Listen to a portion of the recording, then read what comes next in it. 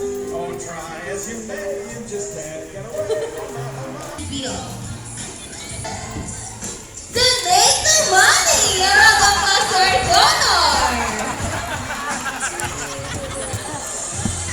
Sir, I have a question. Did you know that Manila Ocean Park is also a rescue center for birds? No? Well, now you know your mom will go down the way and you're very grateful. Thank you so much. You may now back to your seat and enjoy the rest of the show. How about on your hand? Please open your palm, look at the camera, and smile. Alright, here's your money. A round of applause for a lucky volunteer. Now that you have seen our colorful and intelligent parrots, we would like to show you another species of bird who also have powerful talents. And please, ladies and gentlemen, please look to your left, presenting our Philippine eagle owl, here comes Snow. Scientific babies don't go to fences. These birds can be found in the pond. Some are native, Cataguanes, and possibly in Cebuya. Now let's all welcome our brownie guy. Here comes Shannon. They locally known as Lawi or Balong in Visayas region. Everyone, here comes our chickens.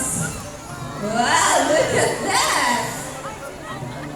As you can see, we have our homing pigeons. Homing pigeons is a homing ability. They are generally turned to its nest and mate. Here in Manila Ocean Park, we believe that there is hope. We only not try to take care of our friends in the sea, but also in landing air as well. Now guys, who knows the three R's? It's reduce, and recycle. Very good. So once again, here's Bobby and Rocky to show us the proper waste disposal. Wow! Very good, buddy. Easy, right? If the birds can do it, so can we. Ladies and gentlemen, we hope the bird show. Are the birds spectacular? Well, in our own way, no matter how small efforts, let's take action in saving them from exploitation or even extinction. Let's do our part in saving. Now let's represent to you the personal trainers who made the show possible.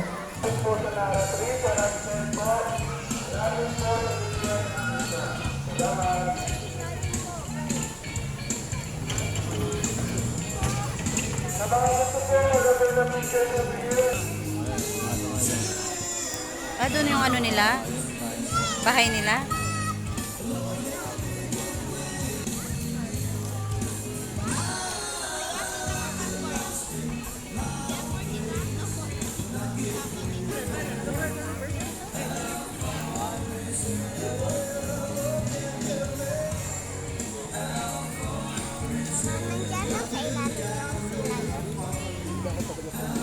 Ay!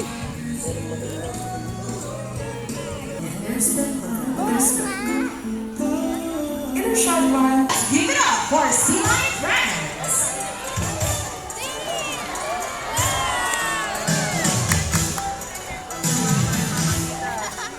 Hello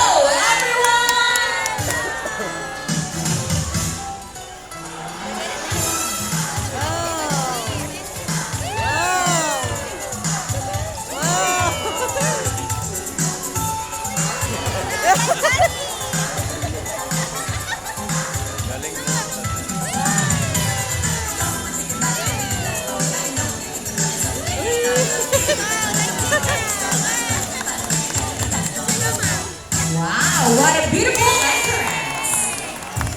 Good day everyone and welcome to Aquatica. By the way, I'm trainer April and I'd like you to meet my friends together with the trainers one at a time. On your website is the best female South American sea lion that we have. And she is the prettiest. Wow, her name is Isis. Together with trainer David, say hi. While on the other side is the youngest female South American sea lion that we have here. And according to her trainer, she is the cutest. Don't be shy, girl. Her name is Aya. Together with trainer JB, say hello. Now let's continue. So guys, do you have an idea feather-footed marine mammals? Any idea? Do they have feathers? Well, let's ask them. Hey guys, do you have feathers? The answer is no. It's actually because of their front flippers, which are shaped like a bird's wing. See those? That term pinnipeds may also be translated as wing-footed, since their flippers do look somewhat like wings.